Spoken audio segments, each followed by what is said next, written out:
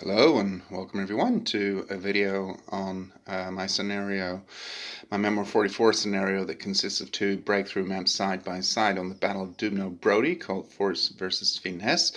This one is about the Russian options that's set up on the left side board, on the left hand board I should say. Of course, those options are going to depend a little bit on the cards that they have available, which is only 4, and they are also hampered by the Commissar rule. And of course, it depends a lot on what the Germans did on their first turn. Now, just like on the other board, probably the Germans, who have 6 cards, probably chose a strong opening attack. So should the Russians have a counterattack card available, which can be played from hand, that's probably a good option for them. Also, here, depending on how much damage the Germans did, you probably want to do some damage yourself because the Russians actually start out with a 12-0 lead in victory medals because of control of all the town and city hexes. You can see the German medals on them, which means they're available to the Germans, but currently they're in possession of the Soviets, which you can see on the medal track, which contains lots of Soviet medals over here. So actually, each and every German unit that you do manage to eliminate as the Russian player will get you closer to victory as you start off with this big lead.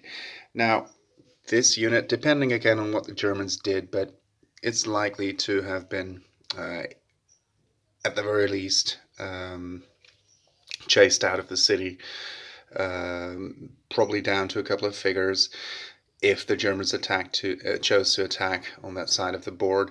The artillery unit, you may consider moving it up with an on the move order or something like that if you have it, because where it's positioned now, and the good thing is that it cannot be targeted in the first place by the German units, because it's out of line of sight basically, although of course they could swing round, but that will probably take them a couple of turns.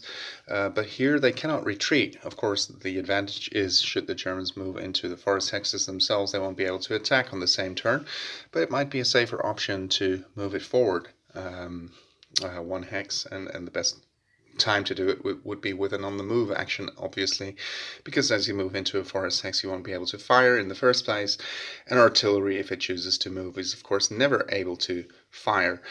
Another option for that particular artillery unit would be to move into this hex, because then it's both in the center and left hand side of the board, meaning that it could be activated many more times, but of course it will lack the protection from the forest then.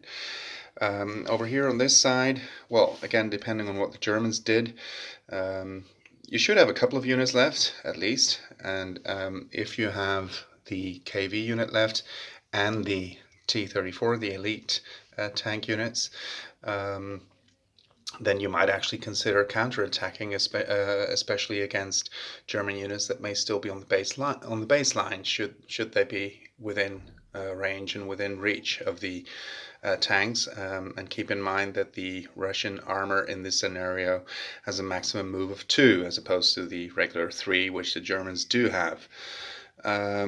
Now, and also over here, the Russians don't have that many units, only a single tank unit really in the back, but on the left-hand side of the board they have lots of tanks. Now, you want to get them close to the fight.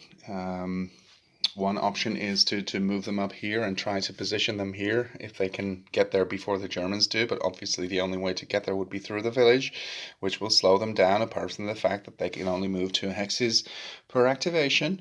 But if you manage to get some Russian units here, and it doesn't necessarily have to be the tank units, but that will offer them protection against enemy tanks, and tank firing from woods is basically the best place to be. You don't want to have the tanks in a village really, because then you get a -2, and you do not suffer such a penalty when you're firing from woods, but the enemy attacking you, unless of course it's an artillery unit, will have their dice reduced, and infantry will have to get pretty close to roll quite a number of dice. So that is an option for these armor units, but you really have to make sure you activate them in time so they get to the front quickly enough.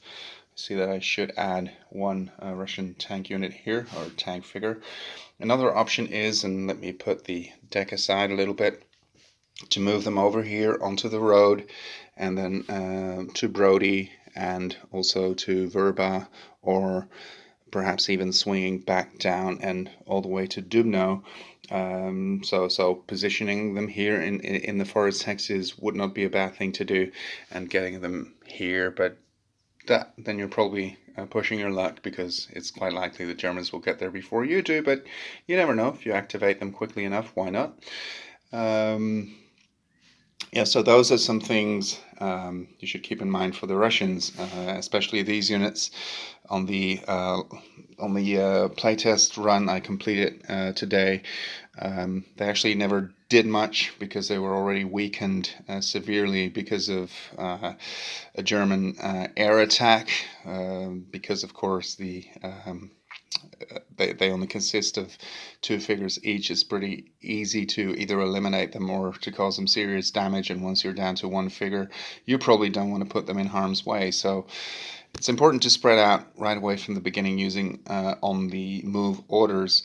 And of course, that is also something I could have mentioned when I was discussing the German options. Should they have an air power card available, and note that in this scenario the Germans may also play a Recon 1 card as such, that is certainly an option as well to attack these units. I wouldn't necessarily do it on the very first turn, because if that's what you do and you should attack those Russian units, then you might be in for a bit of trouble over here with all these intact, strong Russian units. But I guess that concludes the Russian positions and options at setup, and of course a lot will depend on the cards that they have available. But yeah, so if you have other ideas about it, or you're just interested in the scenario or whatever, just leave me a post in the comments and I'll try to get back to you. Thank you for watching, and see you on the next video.